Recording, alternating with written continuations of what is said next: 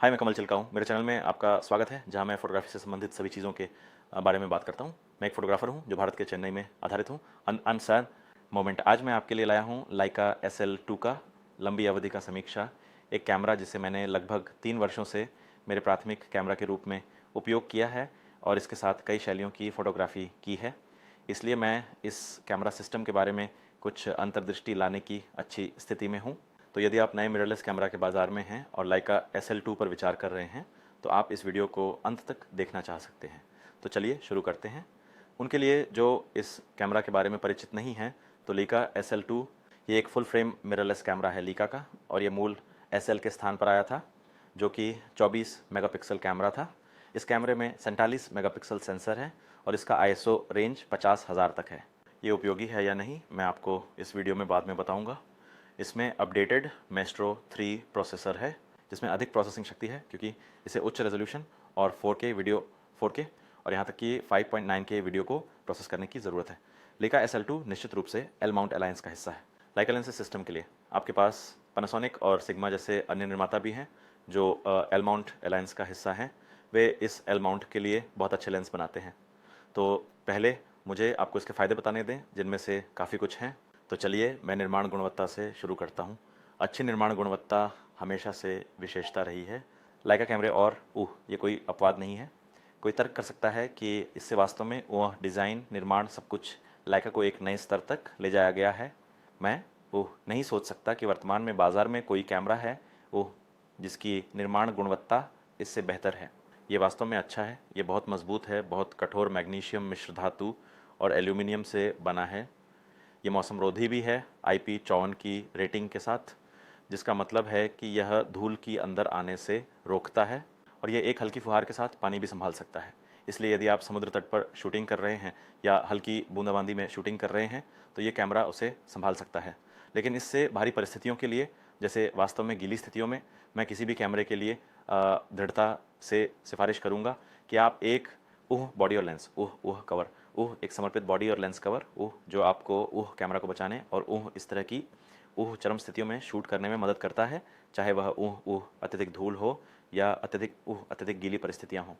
तो अपनी कैमरा के साथ जोखिम ना लें, लेकिन हाँ, आपके पास शांति रहती है कि इस कैमरा के लिए IPV4 रेटिंग है और यह मजबूती से बना है। मेरा मतलब है, मेरा ख्याल है इसका वज़न लगभग 1 किलो के करीब है। केवल बॉडी ही अच्छा और मजबूत महसूस होता है और इसका ग्रिप अच्छा और ठोस है और यह अच्छी तरह संतुलित रहता है।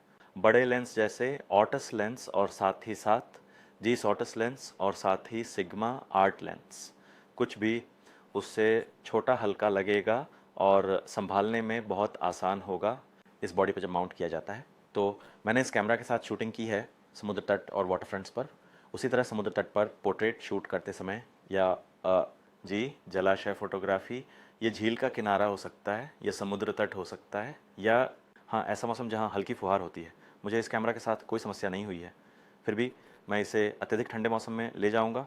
इस कैमरे के साथ शॉट लिया है तापमान में -12 तक, इसके साथ कोई समस्या नहीं हुई तापमान के साथ भी। बेशक अधिकांश कैमरे आजकल चरम परिस्थितियों में अच्छा प्रदर्शन कर सकते हैं, लेकिन ये आपको अतिरिक्त सामग्री देता है। ये बहुत अच्छी तरह से बना है और ऐसा लगता है कि ये लंबे समय तक टिकेगा। दशकों से, अगर नहीं तो और भी अधिक समय से। इस कैमरे का दूसरा लाभ इसका सुरुचिपूर्ण और एर्गोनॉमिक डिज़ाइन है। बस उस कैमरे को देखो।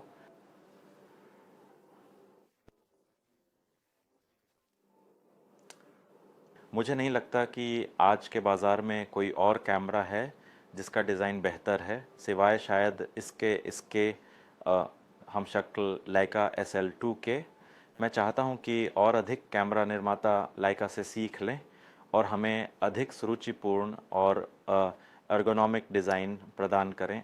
तो बटनों के लेआउट को देखिए, ये बहुत ही मिनिमलिस्टिक है। बस कुछ ही बटन हैं, पर सभी बहुत ही फंक्शनल और कस्टमाइजेबल हैं, जो वास्तव में इसका मतलब है कि आपको वास्तव में ये करना नहीं पड़ता है। अधिकांश सामान्य रूप से समायोजित सेटिंग्स के लिए मेनू सिस्टम में जाएं, और यहाँ तक कि मेनू सिस्टम को भी आप लाइव व्यू से ही कर सकते हैं, या फिर auto focus settings, white balance settings जैसी चीज़ें।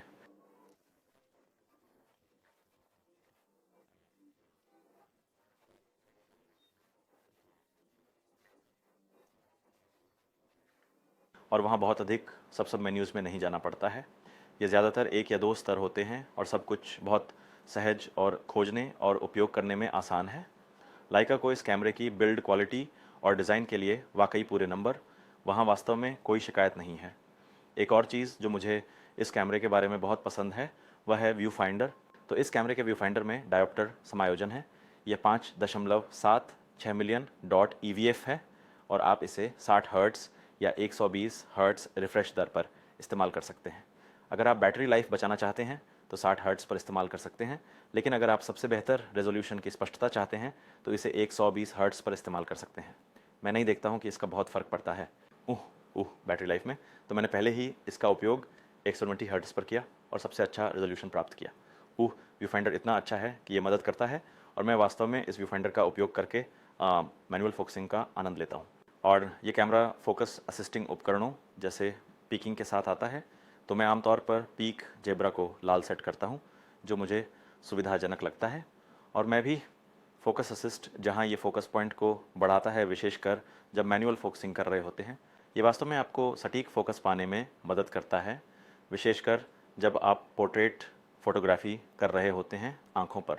और सामान्य रूप से जब आप लैंडस्केप या ट्रैवल फोटोग्राफी जैसी स्थिति में होते हैं, आप आसानी से फोकस कर सकते हैं व्यू फाइंडर और पीछे की LCD स्क्रीन का उपयोग करके, जो बहुत ही अच्छी, बहुत कंट्रास्ट भरी, बहुत शार्प है। लाइका ने इन दो क्षेत्रों में निश्चित रूप से कोई कमी नहीं छोड़ी है। ठीक है, सेंसर रेजोल्यूशन और इमेज गुणवत्ता। इस कैमरे का सेंसर 47 मेगापिक्सल वाला सेंसर बहुत अच्छा है।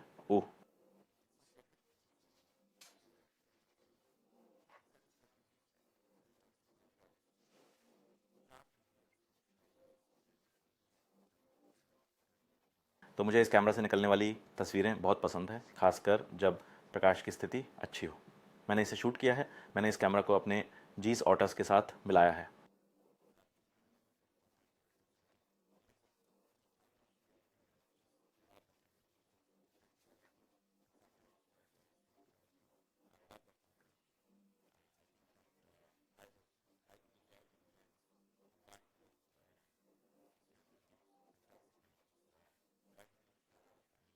उच्च कंट्रास्ट वाला, लेकिन साथ ही उनके पास वह मीडियम फॉर्मेट गुणवत्ता इसमें है।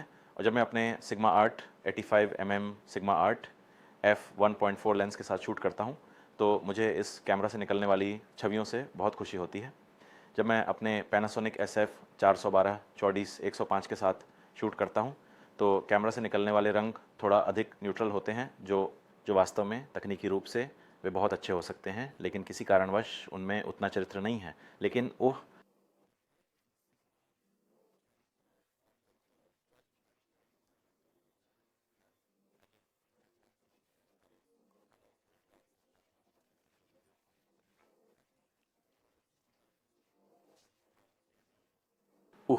लेंस जो आमतौर पर तेज़ लेंस होते हैं, कुछ बेहतरीन गुणवत्ता के लेंस, क्योंकि से सेंसर पुनः वास्तव में इतनी जानकारी को हल कर सकते हैं।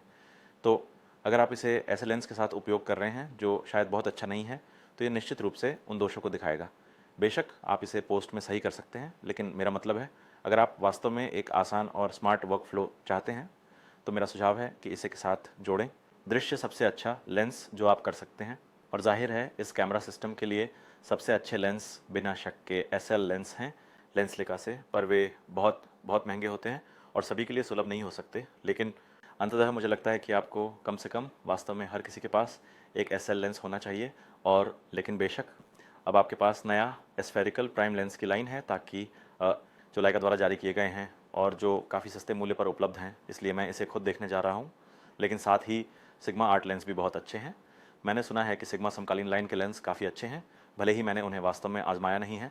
लेकिन यदि आप सर्वोत्तम इमेज गुणवत्ता चाहते हैं तो मुझे लगता है कि आपको सिग्मा आर्ट लेंस की तलाश है।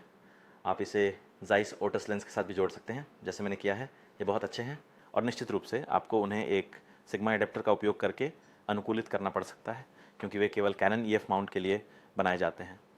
इसलिए आपको उन्हें L माउंट के लिए अनुकूलित करना होगा।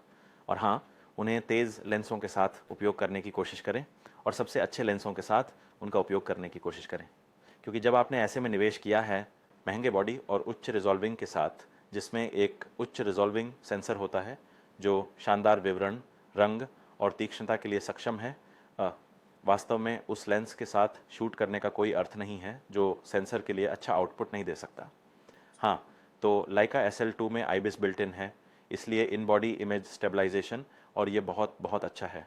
वास्तव में ये मेरा पहला मिररलेस कैमरा है मेरे पिछले DSLR के बाद, जो कैनन 5D Mark IV था जिसमें आईबिस नहीं था। मेरा वर्क फ्लो काफ़ी बदल गया है अब जब से मैंने इस कैमरा का उपयोग शुरू किया। मुझे लगता है कि मैं मेरे पिछले DSLR की तुलना में बहुत कम शटर स्पीड पर शूट कर सकता हूँ, संभाल सकता हूँ। मैं इसे साधारण माइक 241 115 f4 लेंस के साथ आसानी से हाथ से पकड़ सकता हूँ, जो कि इमेज स्थिरीकृत भी है। मिलाकर मैंने पाया कि कभी कभी मैं 1 सेकंड तक की शटर स्पीड तक भी शूट कर सकता हूँ। तो मैं एक झरना शूट कर रहा हूँ, जैसे कुछ जब मैं ट्रैक पर हूँ, मुझे ज़रूरी नहीं है कि मैं बस थोड़ा सहारा खोज लेता हूँ, जैसे कोई पेड़ या कुछ ऐसा, और मैं इसे खूब अच्छे से हाथ में पकड़ सकता हूँ और काफ़ी उपयोगी इमेजेस ले सकता हूँ। मुझे 1 सेकंड का शटर स्पीड जो अद्भुत है। आप एक गैर इमेज स्टेबलाइज़र कैमरा से ऐसा करने की सोच भी नहीं सकते, लेकिन नियमित उपयोग के लिए इस कैमरा का उपयोग करना बहुत आरामदायक है। IS के साथ हाथ में 1:15 या 1:30 सेकंड तक। तो IBIS बहुत सी स्थितियों में ट्राइपॉड ले जाने की आवश्यकता को कम कर देता है, सिवाय सबसे मांगपूर्ण स्थितियों के, जब आपको इमेजेस कैप्चर करनी हो, जैसे जब मैं अपनी फाइन आर्ट शूट करता हूँ।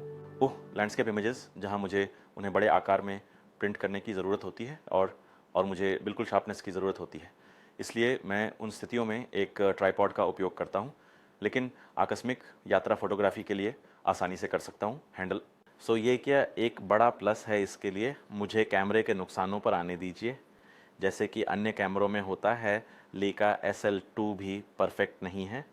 इसमें कुछ प्रमुख खामियां हैं, कुछ छोटे दोष जिनके बारे में मैं अब बात करने जा रहा हूं। पहला दोष जिसने मुझे शुरुआत में बहुत परेशान किया जब मैंने इस कैमरा का इस्तेमाल शुरू किया, वह बैटरी का जीवन था। कैनन 5D Mark IV से आकर और LPE 6 का उपयोग करने के बाद उस बैटरी के पुराने और दोनों नए वर्जन, मैं हैरान था ये देखकर कि किस तरह बैटरी तेज़ी से 50% या उससे कम हो गई इस कैमरा में। और कभी कभी जब मैं कैमरा का उपयोग नहीं कर रहा होता, जो और भी चौंकाने वाला है, लेकिन फिर आपको एहसास होता है कि यह एक मिररलेस कैमरा है और यहाँ तक कि व्यू फाइंडर भी ऑप्टिकल नहीं है, ये AVF का उपयोग करता है, इसलिए निश्चित रूप से इसे ज़्यादा पावर का उपयोग करना पड़ता है। तो फिर मुझे एहसास हुआ कि हाँ, मिररलेस कैमरे अपनी बैटरी लाइफ में पारंपरिक DSLR कैमरों की तरह कुशल नहीं हो सकते। लेकिन फिर मैंने महसूस किया कि लाइका SL2 तो ठीक है, मुझे बस आपको कुछ पृष्ठभूमि देना है। लाइका SL2 मैं एक पूरे दिन की शूटिंग कर सकता हूँ। मैं अपनी यात्रा और परिदृश्य फोटोग्राफी सुबह से शाम तक आसानी से कर सकता हूँ, 2 बैटरियों के साथ, जिसमें कुछ पावर बच जाती है जब मैं केवल फोटोग्राफी कर रहा होता हूँ। लेकिन जब मैं मेरे काम में थोड़ा वीडियो जोड़ता हूँ तो शूटिंग अवधि बहुत जल्दी और तेज़ी से गिर जाती है। बैटरी लाइफ से अधिक यह इस कैमरे पर वीडियो फीचर्स के बारे में है। और आप जानते हैं, इस कैमरे पर बर्स्ट शूटिंग, आपके पास 4K उच्च रेजोल्यूशन वीडियोग्राफी तक पहुंच नहीं रहती और बैटरी स्तर गिरने के बाद किसी भी प्रकार की बर्स्ट शूटिंग तक पहुंच को सिस्टम खुद ही अक्षम कर देता है। और वह तब भी हो सकता है जब बैटरी 70 या 80% पर हो, जब गैर लेका लेंस का उपयोग कर रहे हों, और जब लेका SL लेंस का उपयोग कर रहे हों तो लगभग 50% पर। तो यह वाकई निराशाजनक है, क्योंकि कैमरा अपनी इमेज क्वालिटी और फोटोग्राफी और वीडियो फीचर्स के साथ बहुत सक्षम है, बस पावर डिलीवरी सिस्टम की वजह से। और बैटरी, आप जानते हैं, कैमरे की बाकी प्रणाली जिस समर्थन की आवश्यकता है उसे प्रदान करने में सक्षम नहीं है। यह एक शर्म की बात है।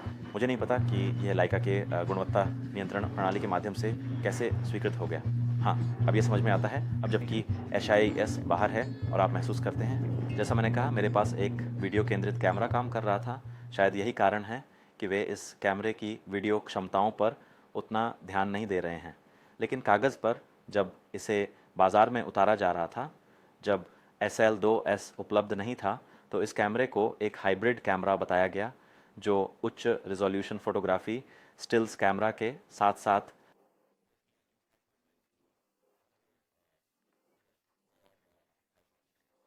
और जैसे ही आप कैमरा का उपयोग करना शुरू करते हैं, आपको पता चलता है कि बैटरी आपको पसंद नहीं करती।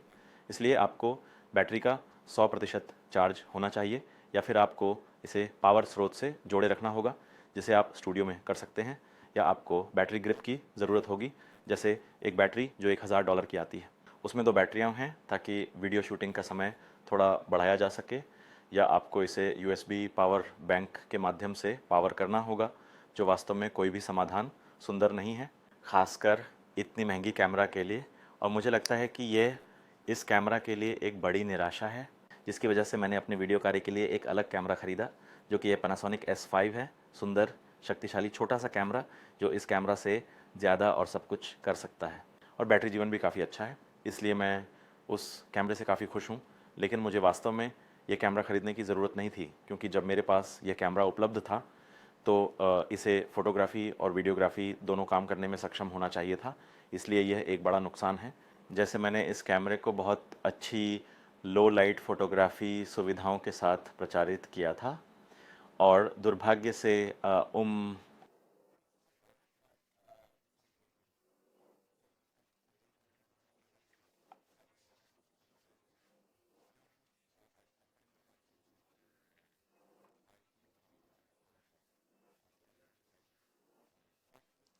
ताज़ा खबर यह है कि आप जानते हैं एडोबी ने अपने नवीनतम शोर घटाव विशेषताएं लाइटरूम क्लासिक के लिए जारी की हैं। वे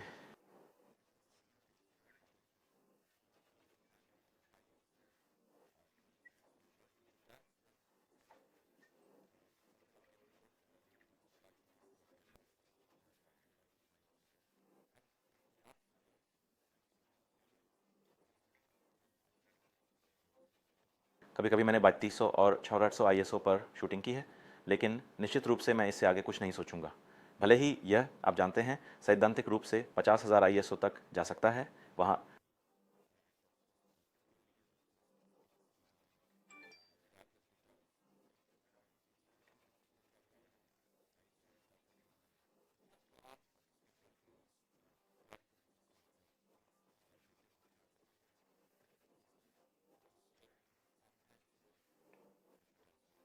गलत मत समझिए, ये ज़्यादातर समय सही होता है।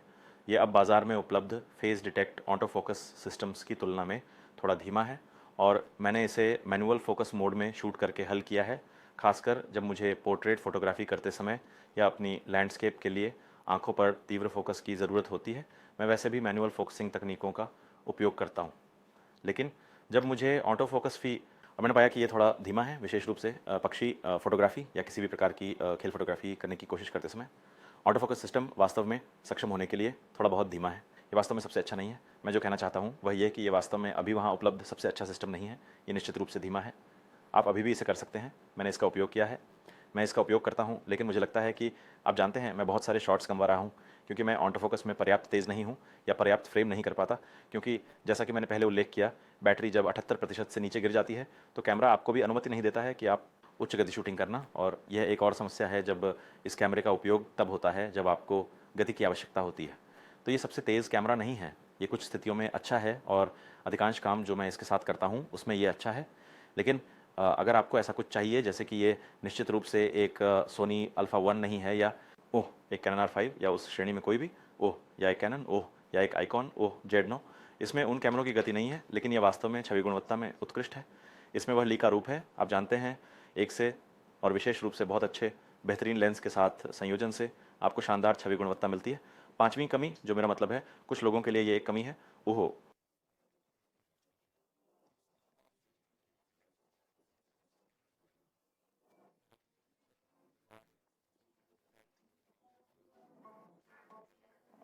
सोनी और निकॉन $6000 पर यह निश्चित रूप से एक महंगा कैमरा है, और ख़ासकर जब आप उन पिछले नुकसानों का जिक्र करते हैं जिनका मैंने बैटरी लाइफ और वीडियो क्षमता के बारे में उल्लेख किया था, इस वजह से कि बैटरी लाइफ और पावर ड्रॉ क्षमताएं बाधित हैं। ये वास्तव में इसे एक महंगी कैमरा प्रणाली बनाता है, क्योंकि मुख्य रूप से आप इसे फोटोग्राफी के काम के लिए उपयोग करेंगे, और आप पूर्ण HD में वीडियो शूट कर सकते हैं आराम से।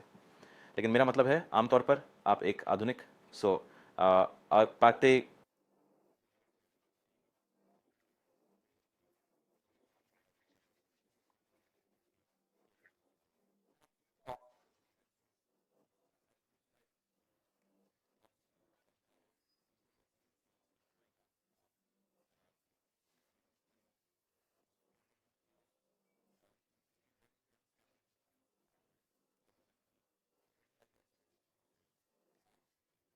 उन लेंसों की कीमत लगातार बढ़ रही है और कुछ तो अभी $5,000 के लेंस हैं, तो बहुत बहुत महंगे हैं। सौभाग्य से आपके पास निश्चित रूप से पैनासोनिक, सिग्मा और नए लेंसों की रेंज के अन्य एल माउंट लेंसों को चुनने का विकल्प है, जैसे कि लाइका के एस्फेरिकल लेंस जो भी कीमत में आते हैं, शायद मूल्य सेल लेंस के आधे खर्च से थोड़ा अधिक। तो अब आपके पास कुछ लेंस का विकल्प है जो किफ़ायती मूल्य बिंदुओं पर हैं। लेकिन अगर आप एक प्रणाली बनाना चाहते हैं, मेरा मतलब है SL2 बॉडी और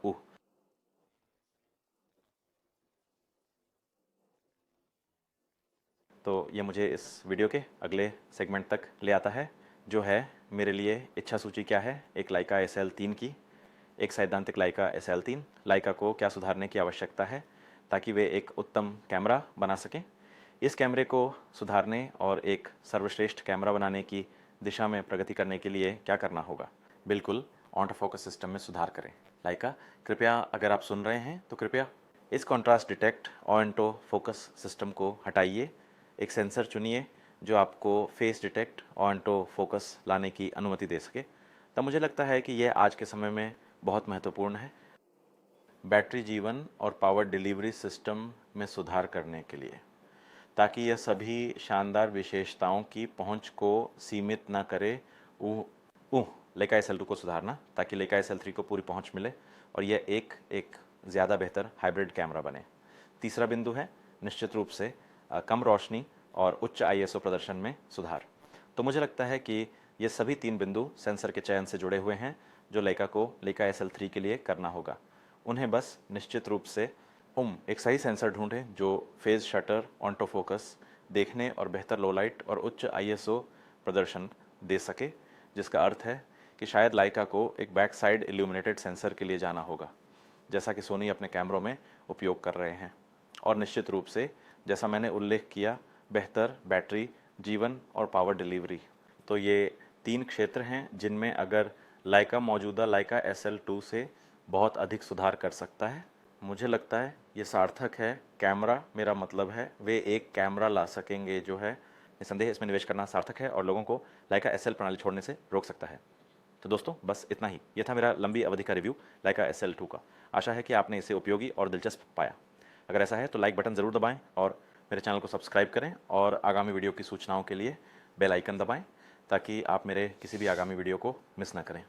और यह मुझे YouTube एल्गोरिथम के साथ भी मदद करेगा और मैं बहुत आभारी हूँ। धन्यवाद, ध्यान रखना, अलविदा।